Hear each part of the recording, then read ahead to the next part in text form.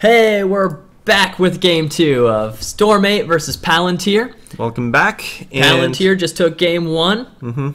That was a lot. That was an exciting game. A lot of back and forth. I really enjoyed that one. Ended up in like sort of half base races, and then yeah, they met in the middle a little bit when trapping reinforcements, and then Protoss pushed again, took out the 4th and the 3rd, and just kind of cleaned up from there. Protoss was like, his back was against the wall. Like he had no choice but to just keep moving forward and really hoping that he could like bulldoze his way through, and he did. That was so awesome. All right, let's get to it. Let's do game 2. Here we go. In the bottom left, the Terran player. We have Storm8 Uber to Bing. And in the top right, we have the red Protoss. Palantir. Vero. There we go. Yeah, so Vero is actually a random player. Yeah, he randomed Protoss. Lucky Vero. Protoss, definitely one of the stronger races in Heart of Storm. I think it's got some really good units. Yeah. I love the oracles. They kill workers really fast. The new Void Rays that kill armor units, and the Tempest. Oh, that is a great unit right there. Yep. Yeah, the Terrans, however, I don't know. They got a lot of really good units. What do you think of the new Terran? I think new Terran's pretty solid. I'm still kind of experimenting with a couple of them. I don't know exactly how to use, Widow Mines and stuff. I'm sort of getting used to where you can put them, where you can get away with it. They're a little tricky, Yeah. Another thing about Widow Mines is if you put them too close to your army, you They kill all your Marines. Just all your Marines die. Yeah. Because you know what? Your Marines will die just as hard as theirs will. They have really weird splash damage. It damages everything except other friendly burrowed mines. It's like the one thing they won't splash. Huh. So what if you had an unfriendly burrowed unit? I believe that it hurts that. It definitely hurts Zerg things. Wow. And I think that we went ahead and tested it, and it will also hurt other, unfriendly burrowed mines if they are close enough to the blast. Very selective splash damage right there. It is. Widow Mines are really smart about it. Oh, wow. Yeah. Except that they're really dumb for killing Marines. They just don't care about people. Yeah. So we'll see a gateway expand from Vero here, or, possibly a 4-gate. It could still lead to that. He is getting his gas. Is Terran going for a gas? Yes. Gas openings are very, very popular in Terran. Got the anti-autosis pylon here. Oh, yeah. So tell us about the gas openings a little bit, being a Terran player. Why is it so common for Terrans to do gas? It's almost every game you see Terrans go gas first. Yeah, I think some of the tech in Heart of the Swarm is so tempting. When you can turn your Hellions into Hellbats, you can grab some Widow Mines here and there. You can go, I don't know, it's just, there's more tech options early for the Terran. Yeah. And so, with the quick siege mode being patched this week, maybe we're just going to see a fast siege tank push. That you don't need to research siege mode, right? Right. You don't have to research siege mode at all. You get it for free. First siege tank pops out, and it's like pre-moded. You can just pop it into siege mode right away. They did that research. It's done. And scare away all the immortals and zealots that try to crash into your siege tank. Yeah, and so it's kind of interesting. I've been experimenting a little with it this week, and you can throw a Viking in there faster than you normally would because you can build your starport right away instead of having to get siege mode. You don't have to get a second gas if you don't want to. Maybe you get a couple extra minerals and expand. It just gives you more options early. Cool. So I don't know about late game. Doesn't really change late game much, but it can help you get there. So here we're going to see the Mothership Core coming out really quickly to scout with this Stalker and Zealot. This is a very common Protoss opening against Terran. Yep. Yeah. So. And if Terran doesn't have enough Marines, he's in big trouble. Exactly. So this is pretty standard PvT metagame right now, which is pretty cool to see how this build is so established. So we'll see how hard he pushes it. Wow. We'll see he's added on another Nexus, so there aren't more gateways coming here.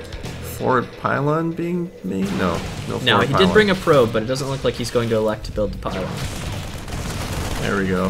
Stalker just poking in a little bit, trying to do some damage. Some serious damage on those Marines. And yeah, there we go. That SCV is definitely going down. Taking out SCVs. Come on! One more shot! One more shot! Oh, but I think he saw the. Oh, that Stalker's dead. He saw the fire bats. Wait, what do you call those? Are those still Hellions? They are Hellions, but when they transform to Hellbat. Hellbats. There we go. Yeah. They decided that they were fire bats. I mean, come on. They were fire bats. It's a fire bat, but we'll put hell in front of it for Hellion. From StarCraft 1. Yeah. But it made them mech, so that's why they can't call them fire bats. So one additional gateway and warp gate being built for Protoss, while he continues to just sort of lightly contain the front, knocking down another SCV and forcing the Marines to hang out in the bunker. Terran's floating about 600 minerals right now. I wonder if he's trying he'd to like save to up expand. He would really like to expand. For an expansion. He should just build one in base, probably. That would probably be a good solution. The SCV that's going to build it died here. Protoss in a pretty good spot, even supply with the Terran, and it's got a natural going with about 6 or 7 probes so far. Yep. And this is all going pretty well for Protoss. Pretty good defense. I mean, that mothership core. I mean, he didn't lose it early, which is awesome because it's going to be useful. That photon overcharge is going to be really useful for defending against this Marine drop that's coming in. Yep. And it's really good against drops. And here we go. It's basically a cannon with how many? 1,500 hit points? 2,000 2,000 hit point cannon. Yep. So the Hellions are just trying to draw some attention away from the drop for just a little bit. He doesn't want to lose too much. There we go. Yep. Two-pronged he wants the attack. Protoss units as far out as possible. And as it looks like it's working because Vero didn't see that until a little bit too late, losing quite a few probes here. He does have a quick probe pull, but as we can see, at least 6 workers killed there. Yeah. Hellions are going to go down. 2 of them die immediately. And the dropship. Boost out of there. Boosters! The boosters saved the day! 7 hit points. Oh, I'm a Terran. I love that. Oh, so great. Day9 posted, may your Medivacs boost away with 7 hit points. Yep. So it has come true. And there it is. 7 hit points. He probably wins the award for the first Medivac to get away with 7 hit points. Day9 wrote a poem to all of the players, and this was in it. This right here. Yeah, let's zoom into Welcome to the heart of the swarm, Protoss. You have to be quicker about killing Medivacs. I know. Vero is like, oh, why you no die? Yeah, exactly. So he has built his expansion in the meantime, and it looks like he's getting the reactor, adding on some barracks, so some pretty standard bio play going. So this reactor could stay on the factory, though. I imagine he'll lift it to the barracks, but I'd be super happy if it stayed on the factory. UberDeving, by the way, is a Storm8 ace player, so he is the best player in the team. So we're going to see some really cool stuff out of him, I'm sure. Vero, of course, a really, really strong player as well. Yeah, I mean, playing random in the A-League is pretty strong. I mean, his mechanics are so solid to be playing at that level. Absolutely. I mean, he's teching up really well. Templars coming up. This is going to be a great, great game. I think it's going to be... He's got a great worker count, despite the drop. 44 to 30. That'll do. That would do. Well, I felt like UberDeving really needed to do the drop. He really needed to cut down on some of those workers because he was a little bit behind not having his second command center up that early, or as early as he liked. So I thought that was a really good move to kind of equalize the economies just a little bit. Yep, and so Stim is being built for the Terran, really standard, and yes! Widow Mines! There we go. Oh, I'm so pumped to watch high-level play with Widow Mines. Are really, really good defensively. It really helps you secure your 3rd and your 4th bases, and it really makes it hard for the Protoss to try to do any pokes or any harass on your expansions. Yeah, and so it looks like Terran's going to make a small push here, maybe just a feinted a push, but he doesn't want that 3rd to be built. And does Vero have enough against the drops to defend against this Marine force? I mean, all he has is Stalkers. He's got no AE. Stim is not finished, and there's no concussive shell. So great attack by UberDeving right there. Yep. Forcing a cancel in that 3rd, punishing him from trying to be a little bit too greedy with getting that 3rd. Well, let's talk briefly about how high level this play is. Pretty much, to survive in A-League, players must be in Master.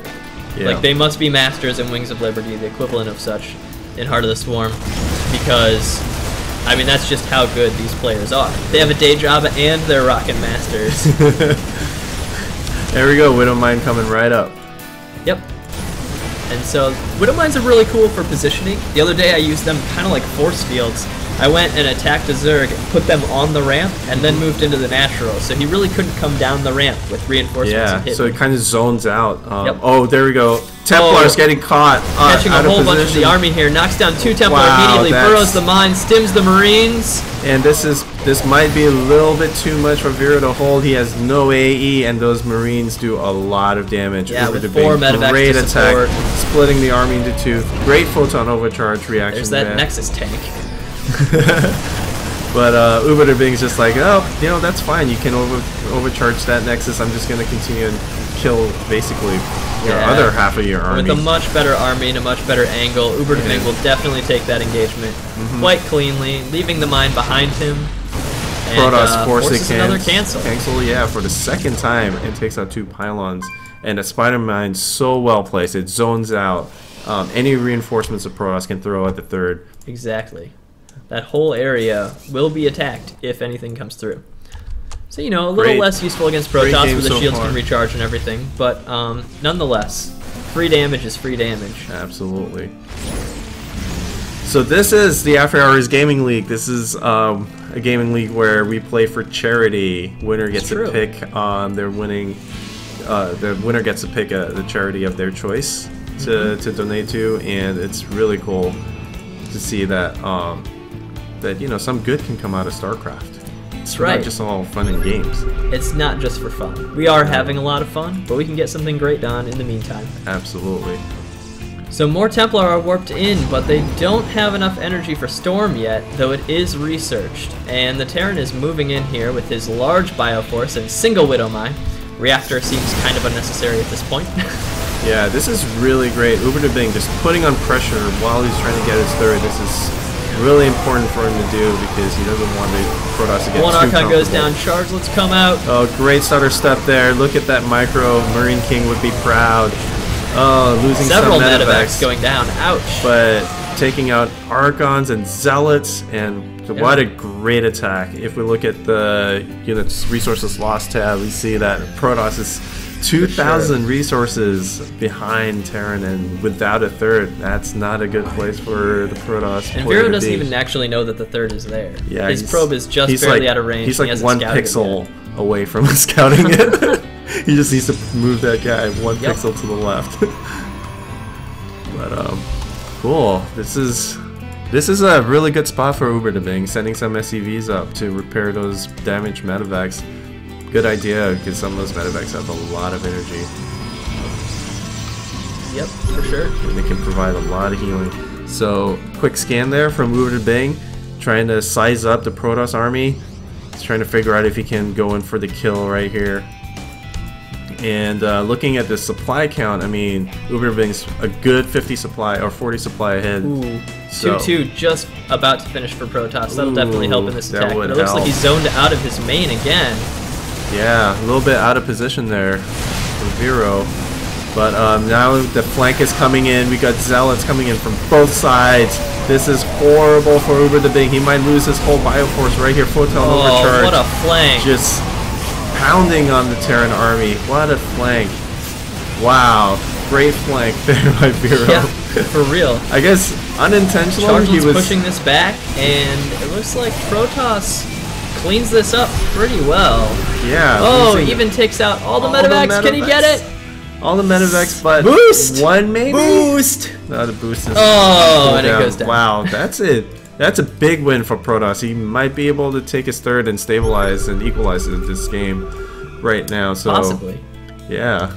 And we can see that Hellions are actually being built as Hellbats right now out of this reactored factory.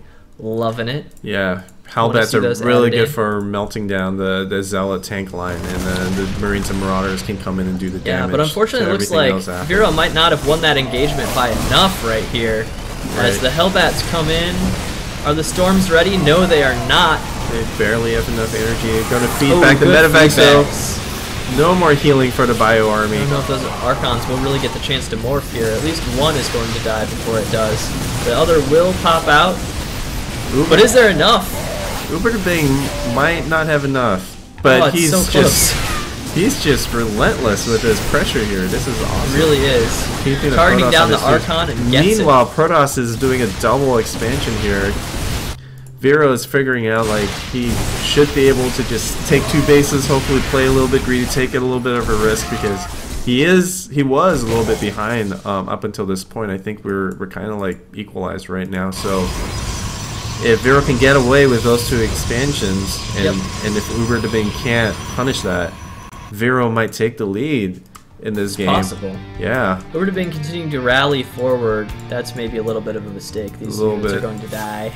He's going to send 2 Marines to scout. Oh, okay. Yeah, that's fine. Fair. That's fine. And he pulls the rest back. So it probably was a mistake, but he made the best out of that mistake. Yeah.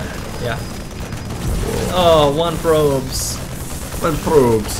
2 probes. 2 probes. 3 probes. Nice. 3 zealots come in, clean it up. Cool. Nice proxy pylon here for Vero, looking at that base. But he is lacking for splash damage right now. His 3-3 is done. Terran 3-3 is on the way, but not finished yet. And the 4th base for Protoss is up.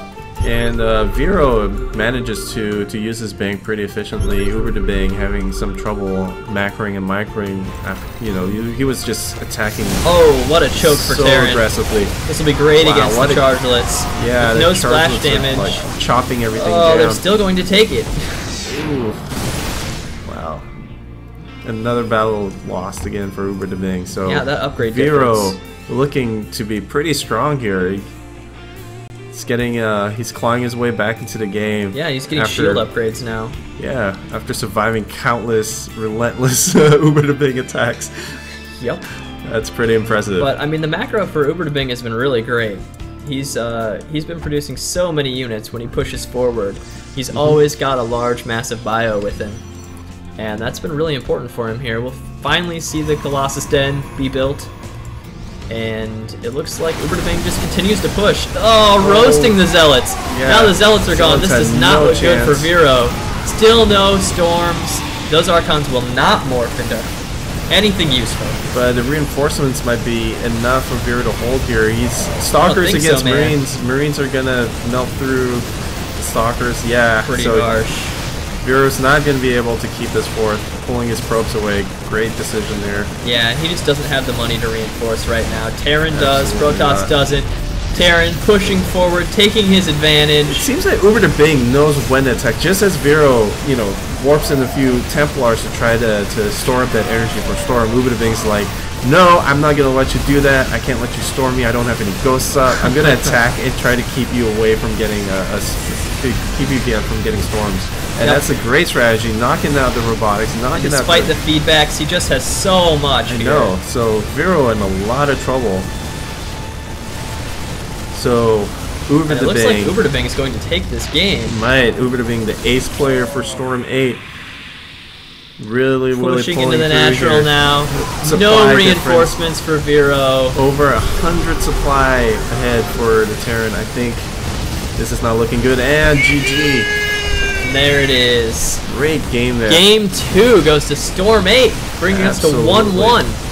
For a second there, I thought Vero was actually going to come back and take the game because, you know, he was able to defend against so many of those attacks from the Terran forces, and he was able to really get ahead, I think, at a certain point in resources. Yeah, he really did have a couple spots where he was in a good place to make a comeback, but getting denied that third for so long was just really harsh. That really Solid hurt. Upgrades kept him in, but only until the Terran could catch up. And then when it's even up, the Terran just had more economy actually mining, had more time on that money. And great composition, too. The Halbats really melted through the Zealots. The Protoss army pulled him in that choke? Yeah. That was nuts, man. Had like no ticks, right? And then and no AE. So that's a really tough position to be in. Yeah. And there you go. So we're going to take a brief break before Game 3, and we'll see you in a few.